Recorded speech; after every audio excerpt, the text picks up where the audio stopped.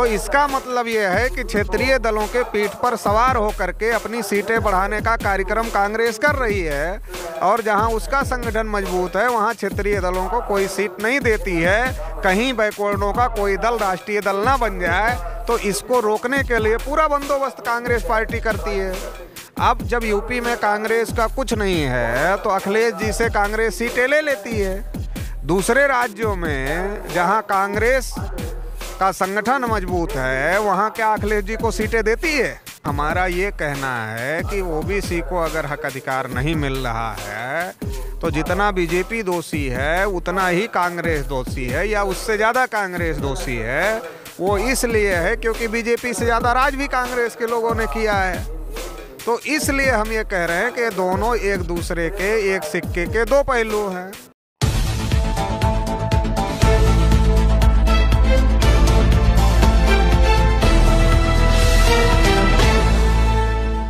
नमस्कार दोस्तों, मैं उपस्थित हूँ बाम से भारत मुक्ति मोर्चा के राष्ट्रीय अधिवेशन में, जो 41वां राष्ट्रीय अधिवेशन बिहार प्रदेश के ज्ञान की नगरी कहे जाने वाली गया में।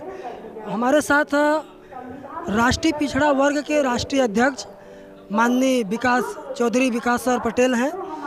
आज हम लोग उनसे कुछ खास बातें करेंगे, कुछ खास मुद्दों पर बातें करेंगे, तो वीडियो में आप लोग लास्ट तक बने रहेंगे। स्वागत है सर आपका हमारे चैनल पर। धन्यवाद सर। सबसे पहले हम आपसे ये जानना चाहेंगे कि पिछड़ा वर्ग की जाति आधारित जनगणना को लेकर के जो कांग्रेस द्वारा, अन्य पार्टियों द्वारा जो लड़ाई हो रही है, झगड़े हो रहे हैं रोज़ के रोज़, और आप भी ओबीसी आधारित जनगणना की बात करते हैं, तो आपकी मांग में उनकी मांग में क्या फ़र्क है? सारी फसाद की जड़ तो कांग्रेस ही है। कांग्रेस ने आज़ाद भारत में जनगणना को रोकने का काम किया। गुलाम भारत में जनगणना होती थी। जब देश आज़ाद हुआ तो देश आज़ाद होने के बाद जब कांग्रेस की सरकार बनी तो कांग्रेस की सरकार ने ही जाति आधारित जनगणना को रोकने का काम किया। ओबीसी के लिए जो काका कालेलकर कमीशन बनाया था, उस काका साहब कालेलकर कमीशन को भी कांग्रेसियों ने लागू नहीं किया। और नेहरू के बाद इंदिरा, इंदिरा के बाद राजीव और मनमोहन सिंह तक जितनी सरकारें कांग्रेस की रही, वो सभी सरकारों ने जाति आधारित जनगणना को रोकने का काम किया। आपकी बात सही है कि आजकल कांग्रेस के लोग जाति आधारित जनगणना पर बोल रहे हैं, मगर वो विपक्ष में हैं इसलिए बोल रहे हैं। जहाँ जहाँ उनकी सरकारें हैं वहाँ किया क्या? स्टेट गवर्नमेंटों में उनकी सरकारें हैं, तो जिस प्रकार से बिहार में किया गया था, क्या उस प्रकार से कांग्रेस के लोगों ने किया? आपको लगता है सर जी कि वो लोग गलत कर रहे हैं? अगर नहीं किया तो इसका मतलब ये है कि उनकी नीयत करने की नहीं है, मुद्दा उठाकर समर्थन हासिल करने की है। आज की बीजेपी फैला रही है, वो सारी गंदगी की जड़ में तो कांग्रेस है। कांग्रेस वाले ईवीएम की बात करते हैं तो बीजेपी वाले थोड़ी ईवीएम लाए, कांग्रेस वाले ही लेकर के आए।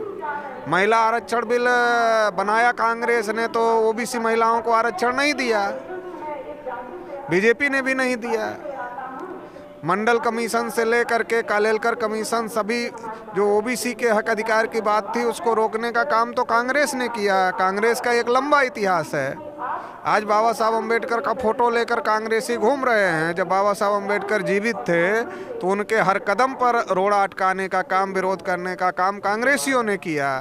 तो ये भ्रम में डालने की बात है समाज को कि कांग्रेस अलग है और बीजेपी अलग है। जो काम कांग्रेस ने किया वही काम अब बीजेपी कर रही है।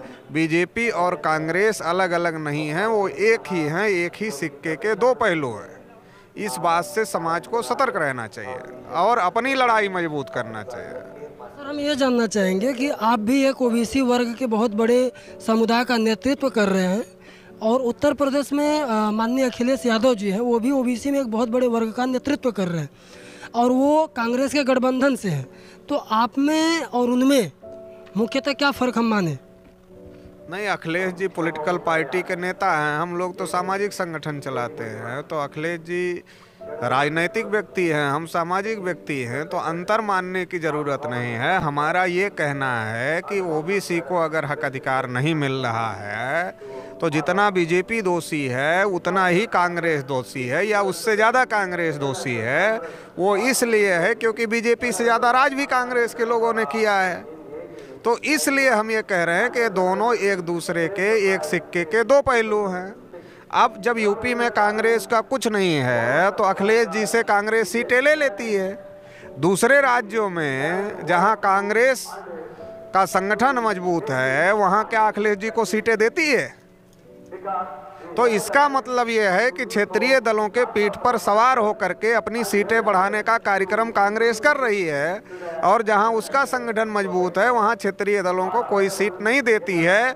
कहीं बैकवर्डों का कोई दल राष्ट्रीय दल ना बन जाए, तो इसको रोकने के लिए पूरा बंदोबस्त कांग्रेस पार्टी करती है। भले ही उसको चुनाव हार जाना पड़े। अगर हरियाणा में सीटें दिया होता तो हो सकता चुनाव का रिजल्ट कुछ अलग होता। उनको चुनाव हारना कबूल है, लेकिन क्षेत्रीय दलों को सीटें दे करके बढ़ाना कबूल नहीं है। और जहां क्षेत्रीय दलों की ताकत है वहां क्षेत्रीय दलों की पीठ पर सवार होकर के वो अपनी सीटें निकाल रहे हैं। ये तो अखिलेश जी को सोचना चाहिए। आज बिहार में आप उपस्थित हैं और बिहार में कहीं ना कहीं तेजस्वी यादव जी जो है वो भी ओबीसी का एक नेतृत्व करते हैं, और आप भी आज बिहार में कार्यक्रम में आए हैं। तो आप क्या लगता है कि ओबीसी का नेतृत्व जो लालू प्रसाद के जो बेटे तेजस्वी जी करते हैं और उधर अखिलेश जी करते हैं, तो दोनों लोग कांग्रेस का ही समर्थन कर रहे हैं? हमारा ये मानना है कि इस पर उन लोगों को सोचना चाहिए कि कांग्रेस उनके पीठ पर सवार होकर के आगे बढ़ रही है, मगर जिन राज्यों में कांग्रेस का है वहाँ कांग्रेस उनको कुछ नहीं दे रही है। बिहार में तेजस्वी जी का है, यूपी में अखिलेश जी का है, तो यहाँ तो इनकी पीठ पर सवार हो रही है। मान लो हरियाणा में कांग्रेस का था तो अखिलेश जी सीट मांग रहे थे तो देना चाहिए था ना, दिया? नहीं दिया। तो मेरा ये कहना है कि ये जो नीति है कांग्रेस की कि क्षेत्रीय दलों को रोका जाए और केवल उनका फायदा उठा करके खुद आगे बढ़ा जाए, ये नीति ब्राह्मणवादी नीति है और ये कांग्रेस बीजेपी की म्यूचुअल अंडरस्टैंडिंग है। ये मेरा कहना है। सारी नीतियों पर कांग्रेस बीजेपी की म्यूचुअल अंडरस्टैंडिंग है कि दोनों कोई क्षेत्रीय दल बढ़ना नहीं चाहिए बल्कि खत्म हो जाना चाहिए जो ओबीसी एससी एसटी के दल हैं। इस पर एक मत है। जब वो कमजोर होते सहारा लेते, जब कांग्रेस मजबूत थी तो बीजेपी वाले तमाम बैकवर्ड दलों का सहारा लेते थे और सहारा लेकर के अटल बिहारी सरकार बनाए थे। तो जब वो कमजोर होते ब्राह्मण दल तो backward schedule caste schedule tribe के दलों का समर्थन लेते हैं और फिर इनके खिलाफ ही साजिश करते हैं। लालू यादव को जेल जब गए, लालू यादव तो षड्यंत्र में कौन था? कांग्रेस के लोग ही तो थे, नहीं थे क्या? तो ये जो सारी बातें हैं ये मैं बोल रहा हूँ। दूसरी बात मैं बोल रहा हूँ कि एक पॉलिटिकल ताकत होती है और एक सामाजिक प्रेशर ग्रुप होता है, दबाव समूह जिसको बोला जाता पॉलिटिकल साइंस में। तो अगर हम राष्ट्रीय पिछड़ा वर्ग मोर्चा जैसे संगठन मजबूत करते हैं और ये आवाज़ जन जन की आवाज़ बनती है कि हमारी गिनती होनी चाहिए, जिसकी जितनी संख्या भारी उसकी उतनी हिस्सेदारी, अगर ये आवाज़ जन जन की आवाज़ बनती है तो जो पॉलिटिक्स करने वाले लोग हैं उनके ऊपर ये प्रेशर क्रिएट करेगा और उनको ये काम करना पड़ेगा। जैसे लंबे समय से जब हम लोगों ने इसको किया तो आज ये नतीजा है कि हर पार्टी वाले खुल करके कोई पार्टी विरोध नहीं कर पा रही जाति जनगणना का और दबे मन से उनको समर्थन ही करना पड़ रहा है।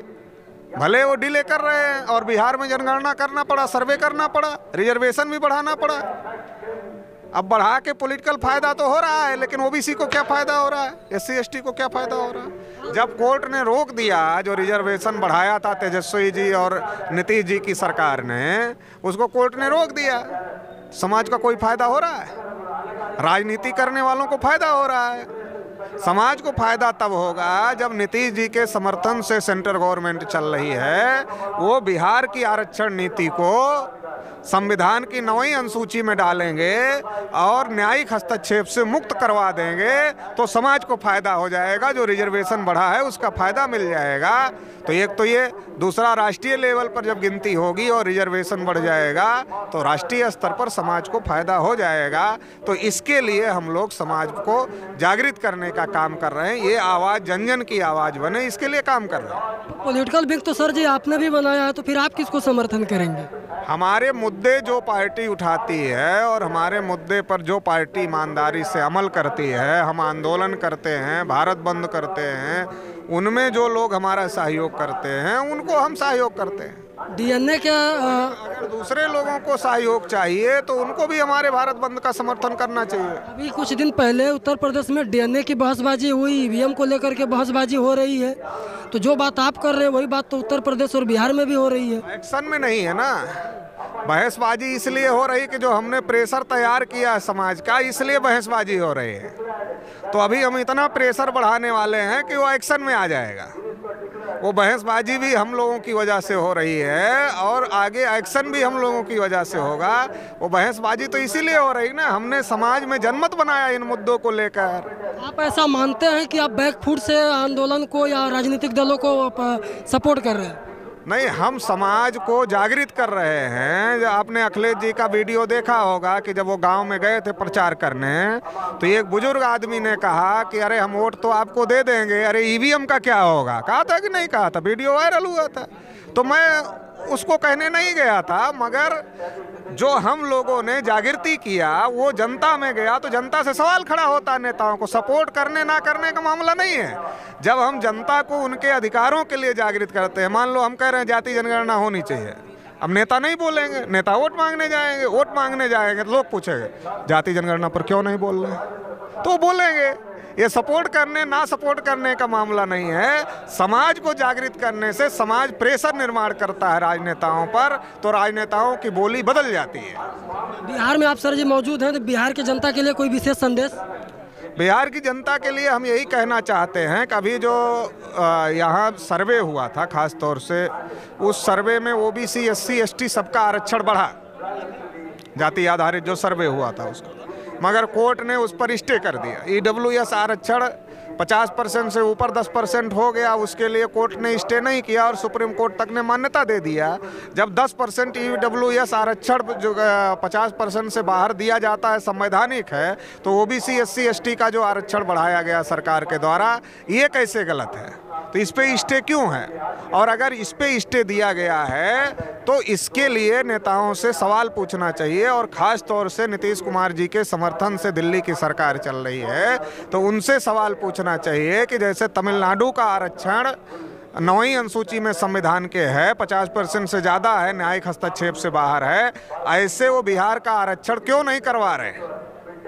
ऐसे बिहार का आरक्षण होना चाहिए। इसके लिए तेजस्वी जी आवाज़ उठाएं, इसके लिए नीतीश जी आवाज़ उठाएं, इसके लिए और नेता आवाज़ उठाएं। तो इसके लिए जनता को आवाज़ उठाना होगा। जब जनता आवाज़ उठाएगी तो ये होगा, जाति, धर्म, भाषा, क्षेत्र से ऊपर उठकर अपने हक अधिकार की लड़ाई के लिए जनता को आवाज़ उठाना चाहिए। जिन नेताओं से आप उम्मीद करते हैं, उस मांग को लेकर के आप क्या कर रहे हैं सर जी? हम नेताओं से उम्मीद नहीं कर रहे हैं, हम समाज को जगा रहे हैं, अपने मुद्दे पर आंदोलन कर रहे हैं। आपने देखा पिछले अभी हम लोग जंतर मंतर पर दिल्ली में गए थे आंदोलन के लिए, भारत बंद की घोषणा किए थे। तो हम अपनी शक्ति बढ़ा रहे हैं, अपनी ताकत बढ़ा रहे हैं और अपनी ताकत के अनुसार आंदोलन कर रहे हैं। और आंदोलन जब हम लोग कर रहे हैं, जनता को जागृत कर रहे हैं, तो जनता ही नेताओं को सवाल पूछे, क्योंकि वोट तो नेता लेता है ना। तो हम नेताओं से कुछ नहीं कह रहे हैं, वो जनता ही नेताओं को कहेगी और नेताओं को ये काम करना पड़ेगा।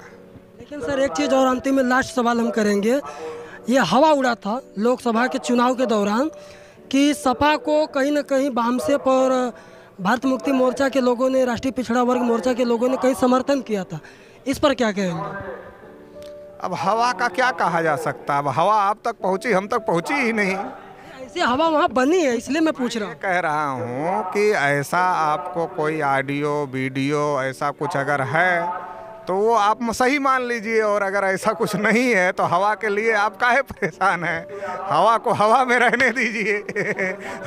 हवा के पीछे कोई सबूत होना चाहिए। अगर हवा के पीछे कोई सबूत नहीं है तो हवा का हवा भी रहने दीजिए हम। फिर आप ये मानते हैं कि वहाँ समर्थन नहीं किया गया? नहीं, हम ये कह रहे हैं कि हम लोग समाज को जागृत करने का काम कर रहे हैं, और जब हम समाज को जागृत कर रहे हैं तो हमारे मुद्दे पॉलिटिकल लोगों को उठाना मजबूरी हो गई है, और इसकी वजह से वो उठा रहे हैं, और आने वाले समय में ये मजबूरी हम लोग और बढ़ा देंगे।